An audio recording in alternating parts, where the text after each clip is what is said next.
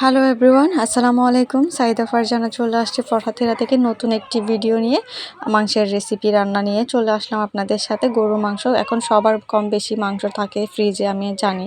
তো আপনারা চাইলে এভাবে একবার ট্রাই করতে পারেন। তো দেশ এবং দেশের বাইরে থেকে যারা আমার ভিডিওটি দেখছেন সবাইকে অনেক অনেক ভালোবাসার অভিনন্দন। আর যারা নতুন আছেন আমার চ্যানেলটা এখনও সাবস্ক্রাইব করেনি, প্লিজ চ্যানেলটা সাবস্ক্রাইব করে আমার চ্যানেলের পাশে থেকে যাবেন আর নতুন নতুন ভিডিওর জন্য একটু অপেক্ষা করবেন। আমি চেষ্টা করব আপনাদের জন্য ভালো কিছু উপহার দিতে। তো আজকের মাংসটা আমি যেভাবে রান্না করি বাসাতে, খুব কম সময়ে খুব কম মশলা এবং ঝামেলা ছাড়াই যেভাবে রান্না করি, তা হচ্ছে আমি আজকে আপনাদের সাথে শেয়ার করব। আপনারা দেখতেই পাচ্ছেন মাংসের কালারটা কত সুন্দর হয়েছে। এখন কম বেশি সবার বাসায় কিন্তু মাংস আছে, আপনারা চাইলে এভাবে রান্না করতে পারেন। আর আমি হচ্ছে মাংসতে একটু আলু দিব। তো আপনারা হচ্ছে পুরো ভিডিওটা দেখবেন না টেনে।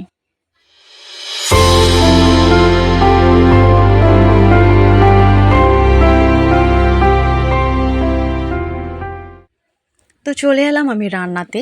আপনারা দেখতে পাচ্ছেন আমি মাংস ভিজতে দিয়েছি, যেহেতু এটা কিছুদিনের জন্য মাংস ছিল, তো বেশি সময় লাগেনি।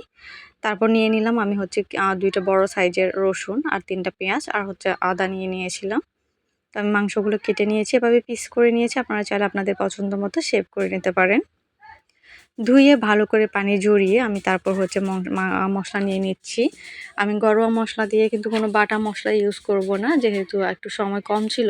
তো হচ্ছে আমি এভাবেই রান্না করতেছি, দেখাচ্ছি আপনাদেরকে। আমি হচ্ছে আমার পরিমাণ মতো, আপনারা যে যেভাবে পছন্দ করেন ওভাবে দিতে পারেন, সমস্যা নেই। আমি হচ্ছে একটু মরিচের পরিমাণটা একটু বেশি দিয়েছিলাম। মরিচ, মশলা, হলুদ, ধনিয়া গুঁড়া দিয়ে আমি সবগুলো হচ্ছে একটু ম্যারিনেট করব লবণ দিয়ে। হাতে একদম ভালো করে মেখে নিয়েছি, যাতে প্রতিটা মাংসের মধ্যে হচ্ছে মশলাটা ঢুকে যায়। একটু বেশি সময় নিয়ে করবেন কাজটা। আমি এখানে হাড় চর্বি সহ দিয়েছি, যেহেতু আমি এখানে আলু দিব সেজন্য। আমি অনেক ভালো করে কিন্তু এটা নিয়েছি। তারপর দেওয়ার পর হচ্ছে দিয়ে দিলাম হচ্ছে পেঁয়াজ, আদা, রসুন, এগুলো দিয়ে দিলাম। আবারও হাতে মেখে নিব ভালো করে, যেন প্রতিটা মাংসে লাগে এগুলো। তারপর সবশেষে দিয়ে দিব হচ্ছে রাঁধুনি মাংসের মশলা। গরুর মাংসের মশলা আপনারা দেওয়ার চেষ্টা করবেন, এটাতে স্বাদ একটু বেশি বাড়ে। তারপর তেলটাও দিয়ে দিলাম পরিমাণ মতো, যেহেতু আমি এখানে চর্বি দিয়েছি। তারপর হচ্ছে দিয়ে দিলাম হচ্ছে তেজপাতা আর কিছু এলাচ দিয়ে আমি চুলায় তুলে দিয়েছি। পানি দিয়ে দিই নাই তেমন একটা, কারণ মাংস থেকে যে পানিটা বের হবে ওইটা দিয়ে আমি তার করবো আগে।